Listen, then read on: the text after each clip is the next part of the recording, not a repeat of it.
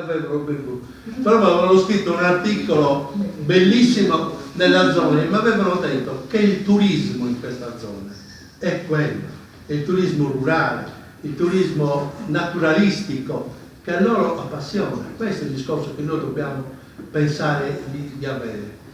Sì, perché non studiamo normale, effettivamente. Certo, ma poi la sera, dopo una certa ora, il mare deve finire anche perché c'è il freddo, non puoi stare. Quindi noi dobbiamo creare veramente un circuito naturalistico, culturale, che è importante, però ci serve un teatro e quant'altro. Insomma, nei primi anni ci fu un teatro tenda a Costa Rey enorme da 5.000 posti, cioè quando gestivo io ogni anno facevo partire non meno di 300-400 kg di arancia per l'Inghilterra, perché c'avevo uno che là le voleva, io gliele mandavo, cioè costava tutto quello che volete, però anziché farle partire singolarmente si faceva un circuito fatto bene. Quello che ci serve è la commercializzazione, perché l'agricoltura la sappiamo fare, però quello che non riusciamo a fare è la commercializzazione seria con degli esperti che lo sanno fare. Perché... Allora, questo era un aereo che ce l'avamo inventati,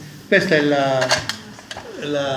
l'affare, e qua c'era, vedete, c'erano le due ali, e io con i miei fratelli e altri amici avevamo preso i barattoli di latte in polvere, va bene? Qua c'era l'aereo e qua c'era l'elica. Questo era il motore. Da che cosa era fatto? Da carburo. Carburo era un minerale che in presenza di acqua sviluppa acetilene, che è un gas potentissimo. Quindi questo era tutto chiuso. Vedete che qua c'è un buco che qua doveva dare la propulsione all'elica e farlo partire.